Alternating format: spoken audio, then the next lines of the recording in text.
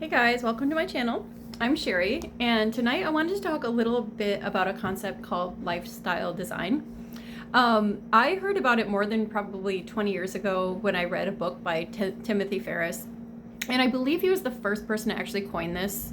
I'm not sure, but it's the first time I'd heard it. And essentially, the book talks about how to design your life exactly the way you want it to be. Now, the reason I mentioned this book is because it was the first time I had heard about it, and one of the key concepts that he talks about in this book is having the freedom of time and mobility. And the reason for this seems like is obvious, because if you are designing your life, then most likely you do have a desire for more time and mobility, because having time and mobility makes it essentially a lot easier to live. You have more choices, you can do more things, you can spend more time with the people you love. So it makes perfect sense. So at the heart of this, what he proposed is what he called a cash muse, which is essentially like a product, whether it's like a digital product or a physical product, that allows you to just make all the money in the world wherever you are. And honestly, like, I love the idea. It's a great idea.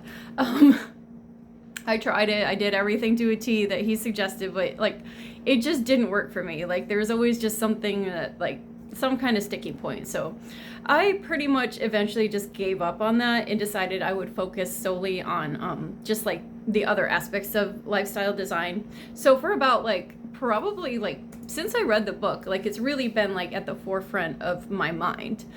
Before that, I was really into the law of attraction and creating through thoughts. So it's very, to me, like, closely like linked together. I don't really see much of a difference between the two, but it didn't happen right away. Like, my experience with lifestyle design, that it wasn't overnight. I didn't just come up with, like, the $1 million idea and instantly just live this lavish life of freedom, unfortunately. But what I did do is I did sort of like just start to implement the ideas in my life, and gradually I did actually notice a lot of changes throughout my life. So in my experience of lifestyle design, I didn't instantly have like the glorious life and with everything, passive income and perfect relationships. Like, that just didn't happen right away. But what I did find is through implementing my sort of own strategy, I gradually actually was able to make like some really big changes in my life. So what I'm going to share with you is pretty much just like a synopsis of lifestyle design and like my own kind of like personal method that I've used that's really given me like really good results. So for me, there's really just three basic steps in lifestyle design. The first one being just like having a vision and knowing what you want. So many people like go through life like they have a vague idea of what they want, or they want stuff, but they so don't believe it's possible that they never really take the time to just like put it into writing. So I actually think like it's so important to have like a vision of your life and write it down. Just every area, no matter how outlandish it seems, like, it really helps to just write down each area of your life and how you want it to be, like who you want to spend time with, where you want to live, what you want your lifestyle to be like just really think about it and put it on paper. Or another way of getting like a clear vision is through visual like methods. I think it's called a vision board, where like you go and you like pick out like different like pictures from magazines, like pretty much anywhere, and you put them on like this collage and you look at it, and then like it kind of represents like what you want your life to be like holistically. And it doesn't have to be a symbol that is universal, like it just has to mean something to you. So that to me is essentially step one, is just getting clear, having a vision, and just putting it out there, like going through every area of your life, no matter how ridiculous it seems and how impossible. Just write it down. Like, just be like, maybe I don't believe this is possible, but if I could have this, I would choose it. So step two, after you have your vision, that is not in and of itself going to create the life you want. Like, believe me, you can be absolutely clear and know what you want, but the main essential ingredient that I see for lifestyle design is like actually getting yourself to feel as if you already have it. And you don't have to believe in law of attraction. You don't have to be spiritual, but just if there's any way you can just sort of like create that sort of vision like without actually experiencing it.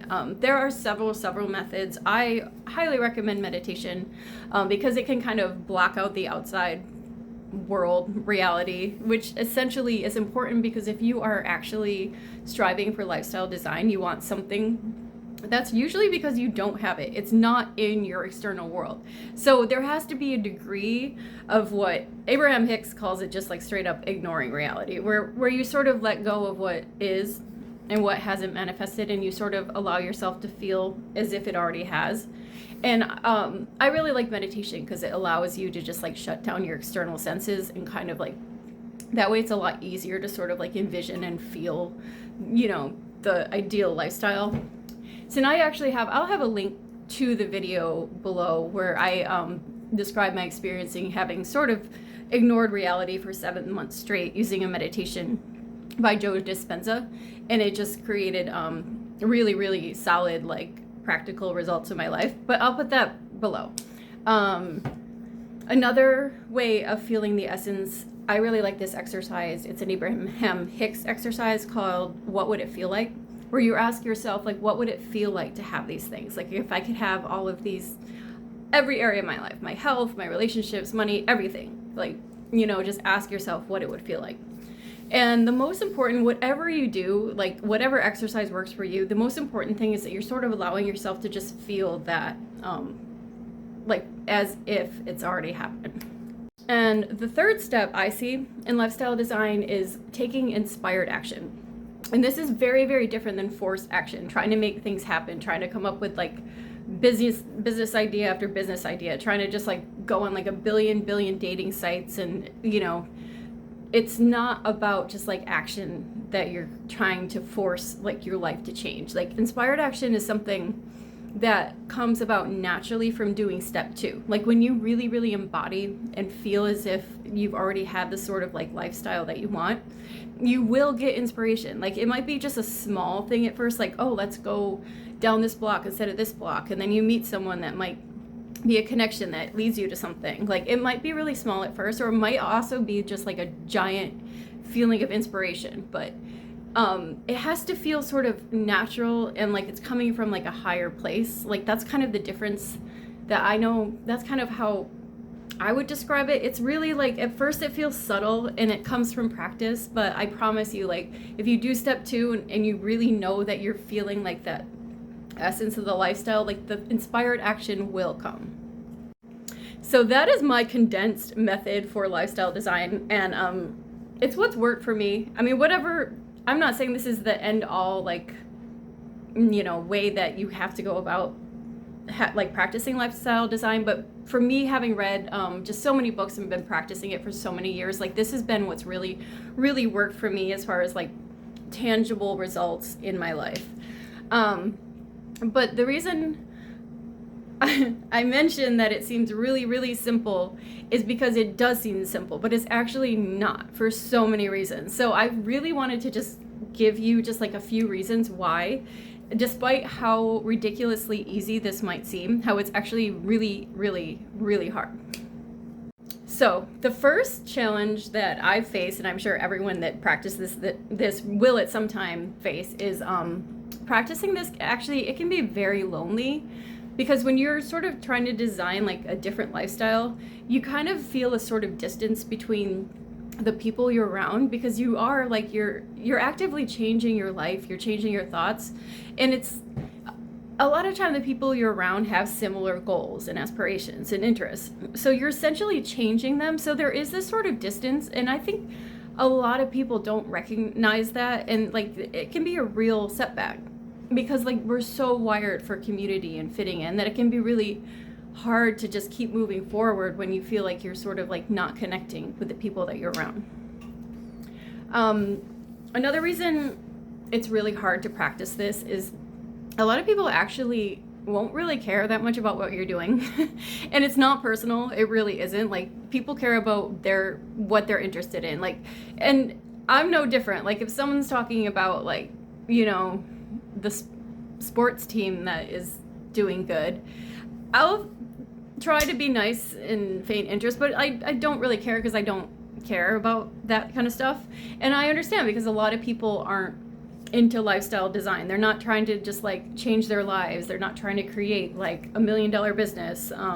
One example is a mother struggling to feed her children week to week does not want to hear about your passive income empire that you're building in your mind. Like it's not something that you can expect people to be as passionate about as you are. And that can be really hard because like we want to talk to people, you know, we want people to care about what we're into, but the reality is like, it's not necessarily going to be that easy where people are really passionate about it. Like it's going to take time. You're going to have to do this a long time before you meet people that do care. Yeah, and it's hard. Like it's hard not to talk about what interests you, like because it's natural. Like we want to share what interests us. So that can actually be a real big sticking point for lifestyle design. Another big thing is a feeling of guilt, because if you are trying to design this fabulous lifestyle, the majority of people around you, like, especially now, like there's so much this vibration of just like struggle and like the economy, and it's really hard for a lot of people. And there is this feeling of guilt that it's like, well, why should I have this? You know? Like why? And it's not that anyone is more deserving of it than others, you know. It's not like one person deserves to have a better life, but there's definitely that feeling of like, well, if everyone else is doing this, why should I be doing something else? So I think that really prevents a lot of people from practicing it. Another big thing is a lot of people don't really care about business, like, well, majority of people. And a lot of times when you start doing lifestyle design, you do start desiring more money and more freedom, and business is one way to do that. Like, I'm not saying that's the only way. You could win the lottery. I mean, some great uncle you never knew could die. Like there's other ways that this could happen, but business is a primary, like it's one of the ways that makes this possible. So a lot of times when you start doing this work, you do find an interest in business, and that actually can be really hard because usually if you're not in it, you're around people that are just like working all the time, or like it's just the furthest thing on their minds. So one, it's hard to talk to people about it. It's hard to ask advice when no one's doing it, but also as before, like no one wants to talk about it.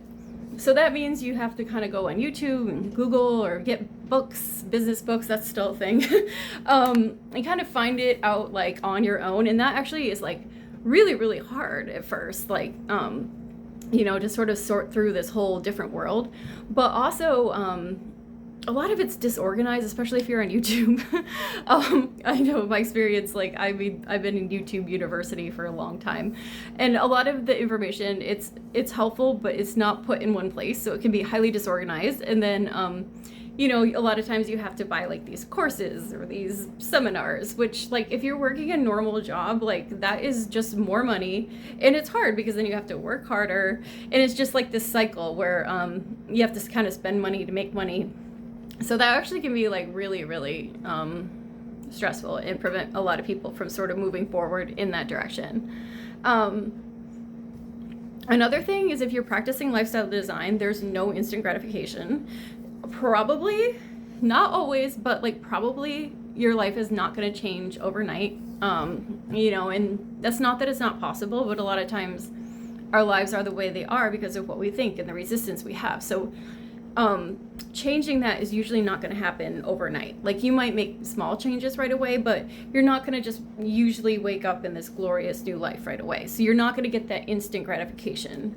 And again, people aren't going to really, you're not going to get that sort of like buzz of like approval from people. They're like, oh yay, follow your dreams. Oh, this is great. Like most people, like they really don't usually care that much. Like they might politely listen, but you're not going to get people being like, oh my god, you're amazing, you're inspiring me. Like, you know, you can't really, you have to sort of like not rely on that anymore. Like you have to sort of just like trust your inner vision, and that has to give you more motivation than like people's approval and people's thoughts. If anything, I would almost recommend like trying to ignore people's opinion.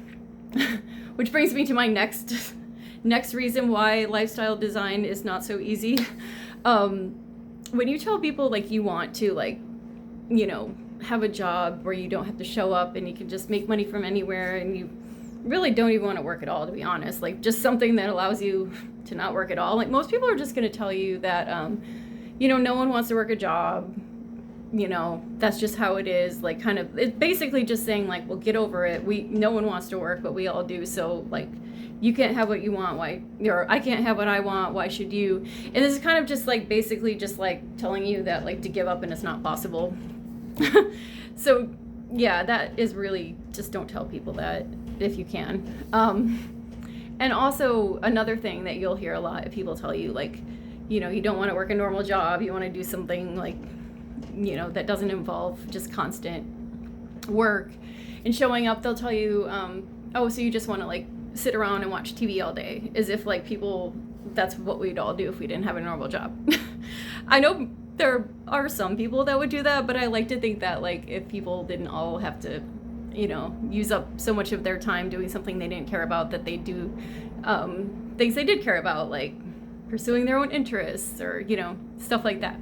But that's another reason why it's hard to practice this, because, like, you get so many opinions from others, and that actually makes it really, really hard to do. So even though it seems so simple, like, it's really more of a mental thing, where it's not, because, like, there's all of these sort of, like,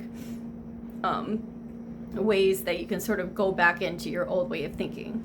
So I just wanted to share that with you. If you are watching this, then obviously you probably have some interest in lifestyle design. Maybe you've heard of Ferris. I think the book's great. It changed my way of thinking. I would recommend reading that book. But essentially, lifestyle design for me is just like creating the life you want.